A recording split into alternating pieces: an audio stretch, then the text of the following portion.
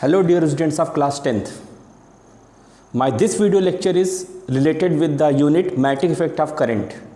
In this video lecture, I discuss with you how we find the magnetic field at any point due to straight wire having current, how we find the magnetic field at the center of circular coil having current, what is Fleming left hand rule, how we find force experienced by conductor having current when kept in magnetic field region, as well as what is electric motor, how it is designed and how it works.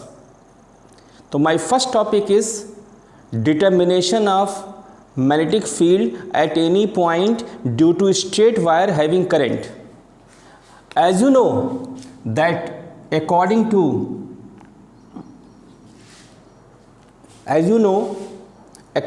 the physicist, whenever current moves through the conductor, around the conductor magnetic field develops. This was suggested by Oersted. So if we have a straight conductor of infinite length,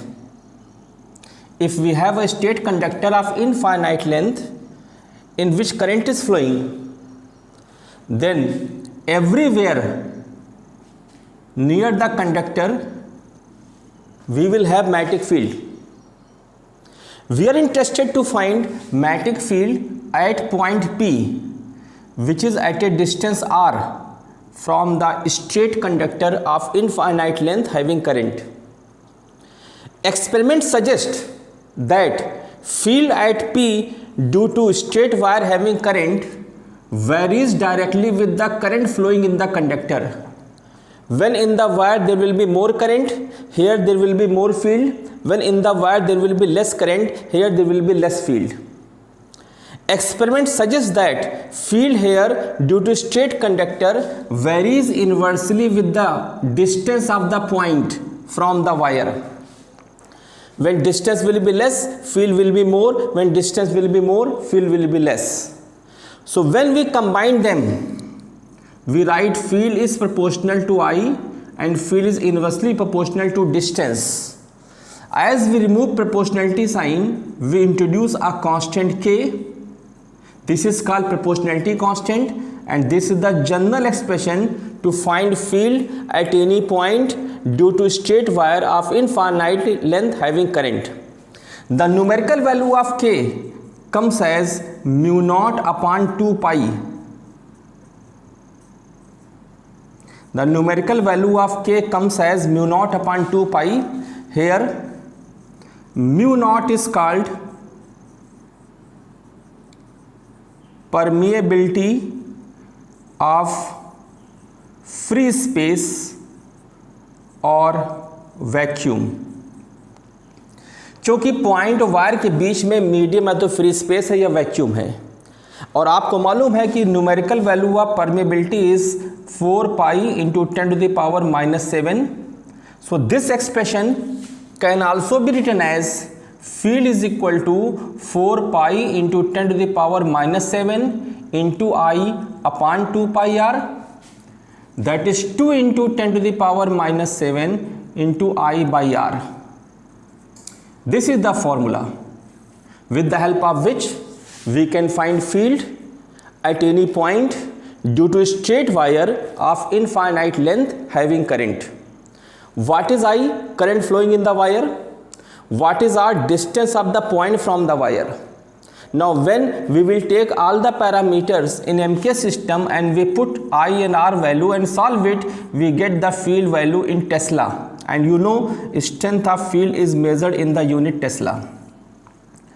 तो इस फॉर्मूले की help से हम ये निकाल सकते हैं कि स्ट्रेट वायर कितनी फील्ड प्रोड्यूस करता है जब उसमें करंट पास करते हैं, और ये फील्ड का डायरेक्शन क्या होगा आपको बहुत पहले हम अपने वीडियो लेक्चर में बता चुके हैं कि इसके लिए हम right hand palm rule use करते हैं, इसके लिए हम स्क्रू रूल यूज़ करते हैं, इसके लिए हम थंब रूल यूज़ करते हैं. अगर हम right hand palm rule use करें, if we stretch our right hand palm in such a manner that thumb is the direction of current and fingers are towards point P, तो हमारे palm का perpendicular board के अंदर जा रहा है, इसलिए पॉइंट P पर जो फील्ड होगी वो perpendicular to the plane inward होगी. अगर यही पॉइंट यहाँ पे कहीं होता तो राइट हैंड पाम रूल से field perpendicular to the board outward होती। So this formula you should know how we find the field at any point due to straight wire having current. Now second article is field at the center of circular coil having current. Field at the center of circular coil having current.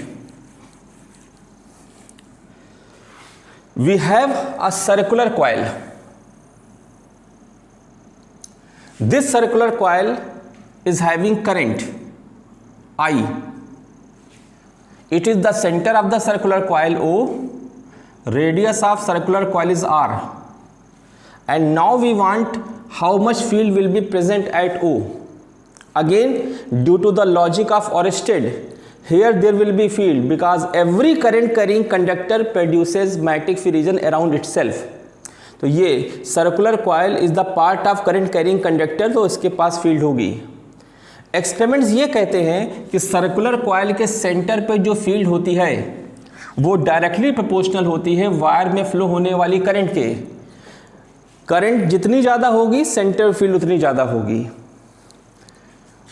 वो field inversely proportional होती है radius, यहाँ पे small are radius है, वहाँ पे small are point की wire से डिस्टेंस थी, वो इन्वर्सली प्रोपोर्शनल होती है रेडियस के। जब रेडियस बहुत ज़्यादा होगा, जब ये पोर्शन दूर होगा तो सेंटर फील्ड कम होगी।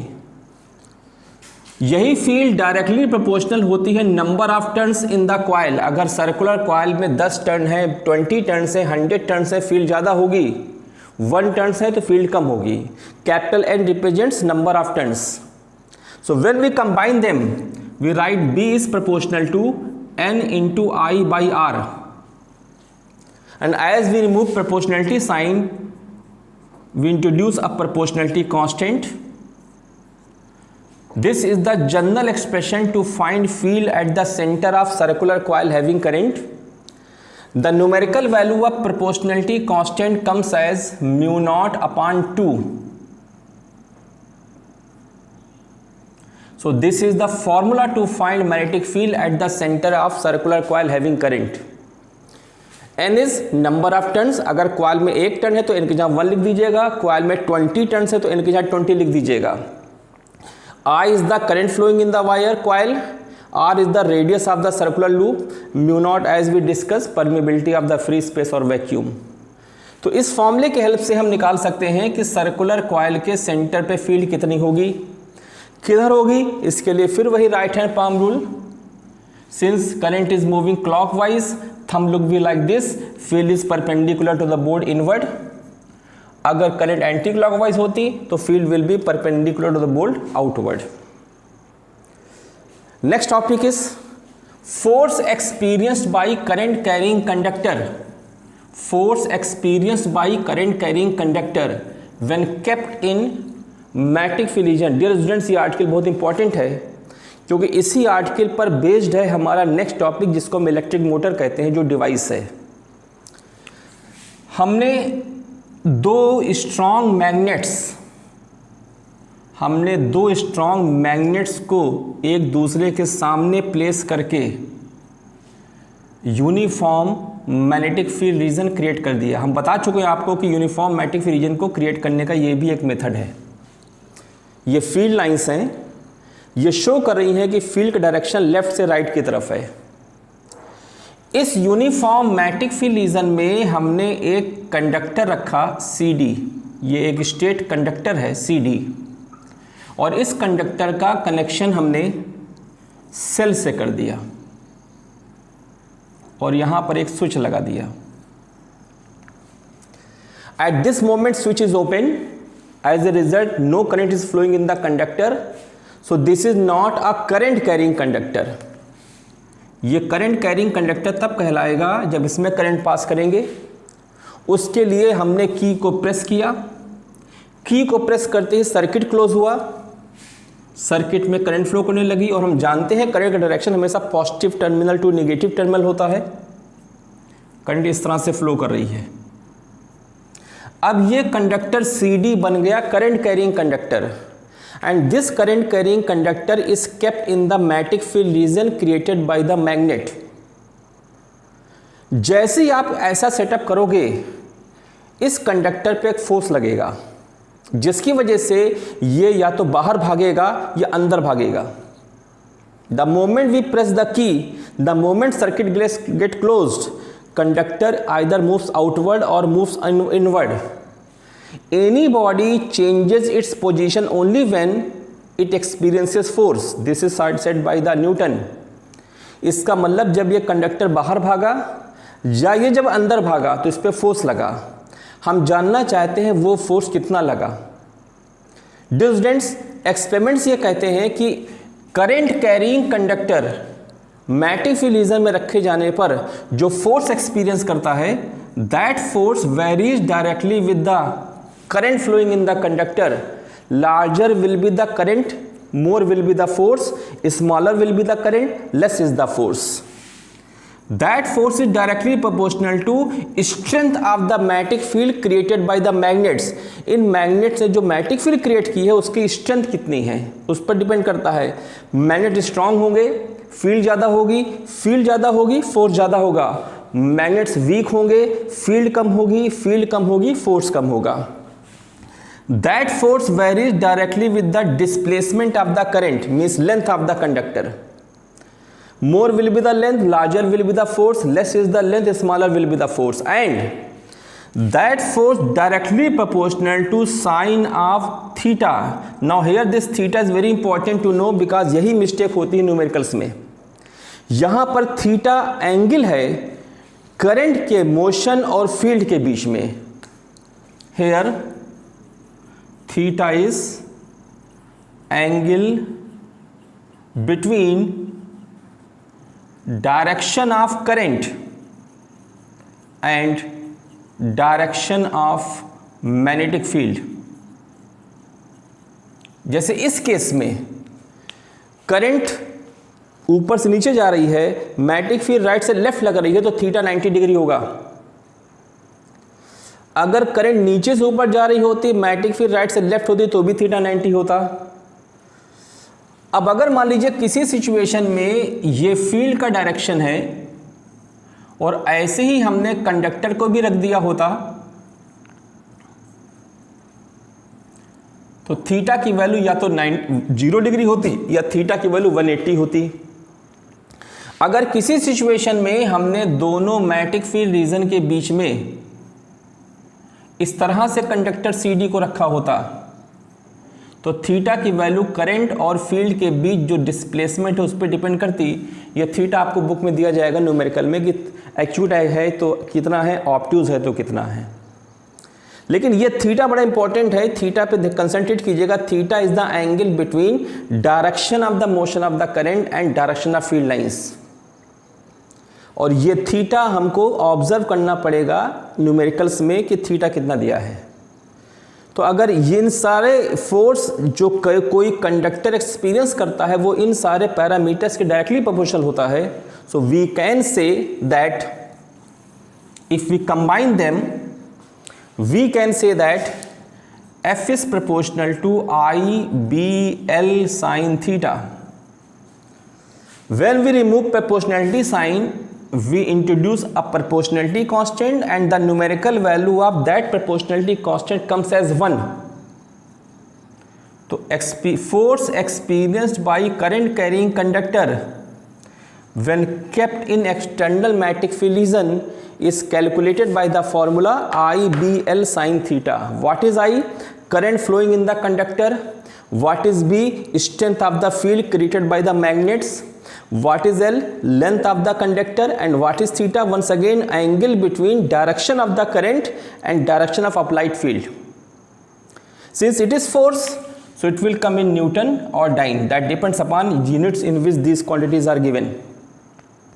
Now, अगर ये कंडक्टर फील्ड के परपेंडिकुलर रखा है, थीटा 90 होगा, थीटा 90 होगा, आप जानते हैं साइन 90 वैल्यू 1 होती है, तो फोर्स होगा IBL. तो if theta is 90 degree, force will be IBL. Theta 90 का मतलब हुआ करंट और फील्ड एक दूसरे के परपेंडिकुलर हैं और अगर करंट और फील्ड या तो पैरेलल है या एंटी पैरेलल है तो थीटा 0 डिग्री होगा या 180 होगा। इफ थीटा इज 0 डिग्री और 180 डिग्री, एफ इज 0, क्योंकि साइन 0 भी 0 होता है, साइन 180 भी 0 होता है। इसका मतलब कि conductor maximum force magnetic field में तब एक्सपीरियंस करता है जब करंट और फील्ड एक दूसरे के परपेंडिकुलर होती हैं। ये मैक्सिमम फोर्स है IBL। और current carrying conductor minimum force magnetic field में तब एक्सपीरियंस करता है जब करंट और फील्ड या तो एक दूसरे के पैरेलल हो या एक दूसरे के एंटी पैरेलल हो। थीटा बराबर 0 का मतलब जिधर करंट उधर फील्ड, और थीटा बराबर 180 का मतलब करंट के अपोजिट फील्ड। तो ये क्वेश्चन बोर्ड एग्जाम में आया है, पूछा जाता है कि under what condition current carrying conductor experiences maximum force in the magnetic field. Under what condition current carrying conductor experiences minimum force in the magnetic field. तो ये वो फॉर्मूला है जिस फॉर्मूले से हम फोर्स निकाल सकते हैं। अब क्वेश्चन उठता है कि ये फोर्स किधर लगेगा, ये कैसे पता करें फोर्स किधर लगेगा, क्योंकि हमने आपसे कहा इस सिचुएशन में या तो फोर्स बाहर लगेगा या फोर्स अंदर लगेगा।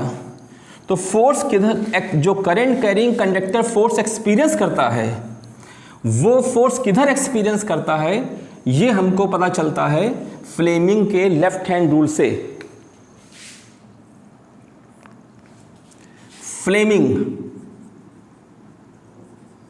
लेफ्ट हैंड रूल, ये फ्लेमिंग का जो लेफ्ट हैंड का रूल है, ये रूल हमको दो एक्टिविटीज़ में हेल्प करता है। हमको जब ये पता करना हो कि current carrying conductor magnetic field reason में रखे जाने पर किस डायरेक्शन में फोर्स एक्सपीरियंस करता है, या हमको ये पता करना हो कि चार्ज पार्टिकल अगर कोई है और उसको मैग्नेटिक फील्ड रीजन में मूव कर दे तो वो चार्ज पार्टिकल पर फोर्स किधर लगता है।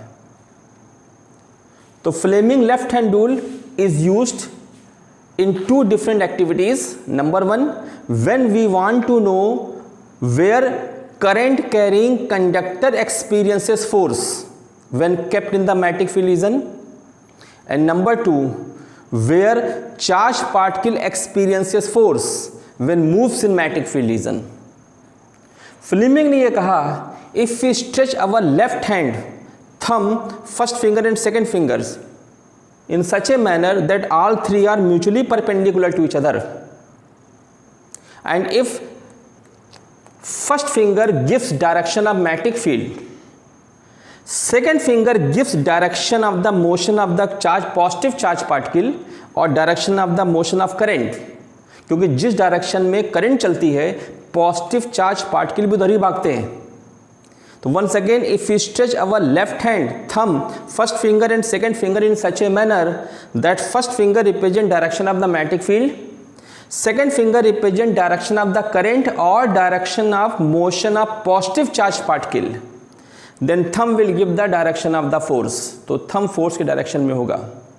अब इस केस में अगर हमसे कहा जाए कि apply Fleming left hand rule and guess in which direction this conductor will experiences force, तो हमको अपने फिंगर को इस फिंगर को इधर से इधर करना है, क्योंकि फील्ड का डायरेक्शन नॉर्थ टू साउथ होता है।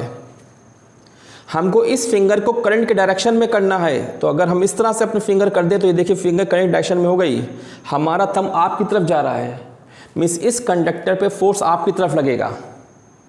लेकिन अगर हम पोलैरिटी बदल देते सेल की, नीचे कर देते पॉजिटिव टर्मिनल, तो करंट का डायरेक्शन रिवर्स हो जाता।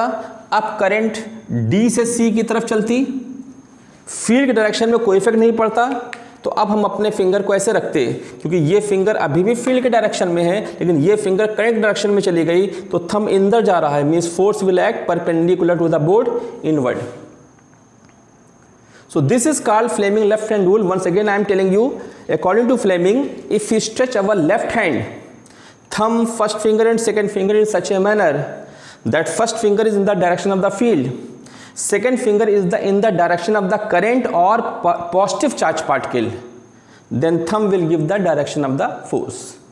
This is very important theorem, this is very important principle, this is very interesting, and you must know how we apply Fleming left hand rule. because when you will do the numericals of this chapter, in maximum numericals you will face that you are going to apply it. Left hand apply करना है, right hand नहीं apply करना है, Fleming left hand rule. I think it will be clear to you. Now I am coming to the last topic, that is the electric motor. Electric motor. Electric motor is a device. Electric motor is a device which is used to convert electrical energy into mechanical energy. Electrical energy को mechanical energy में convert करने के लिए dear students हम electric motor use करते हैं. बहुत सी जगह पे इलेक्ट्रिक मोटर यूज़ होती है. फैंस में यूज़ होती है, एसी में यूज़ होती है, हमारे juicer mixer GMC juicer mixer grinder में यूज़ होती है, रेफ्रिजरेटर में यूज़ होती है. बहुत से प्लेसेस में इलेक्ट्रिक मोटर यूज़ करते हैं हम. इलेक्ट्रिकल एनर्जी को मैकेनिकल एनर्जी में बदलना हो. इलेक्ट्रिक मोटर का वर्किंग प्रिंसिपल इसी आर्टिकल पर है कि whenever a current carrying conductor is kept in magnetic field region it starts experiencing force, hence starts performing motion. Electric motor में मेन पार्ट्स होते हैं 2 strong magnets,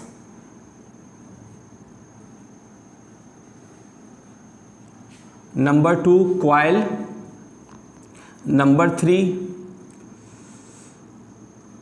brush, number 4 split और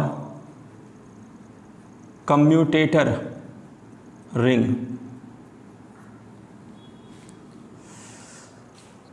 Strong magnets are used to create uniform magnetic field region.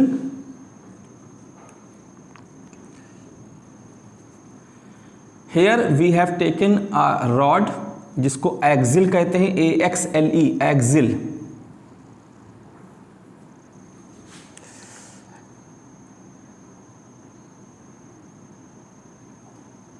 Above and below the rod we connect 2 rings split from each other. ये rings एक दूसरे से अलग होती हैं. इसको हम लोग कम्यूटेटर रिंग या स्प्लिट रिंग कहते हैं. ये रॉड के ऊपर स्लाइड कर सकती हैं, सिलेंडर के ऊपर स्लाइड कर सकती हैं. Both the rings consist of brush, carbon brush, carbon के बने होते हैं. यहाँ पर कॉइल होती है जो ब्रश से कनेक्ट होती है.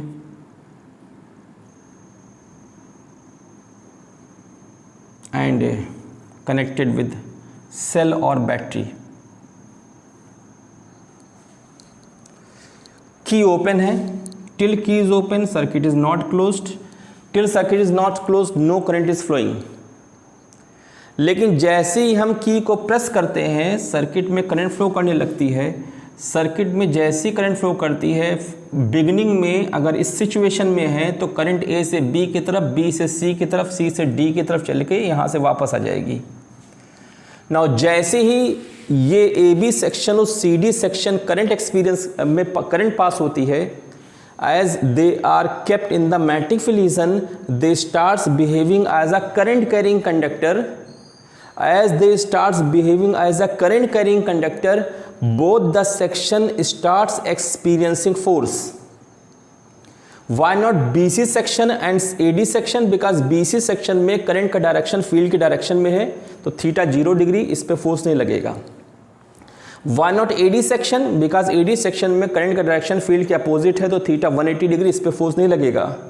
लेकिन AB सेक्शन और CD सेक्शन के लिए थीटा 90 डिग्री है तो दोनों सेक्शन फोर्स एक्सपीरियंस करेंगे.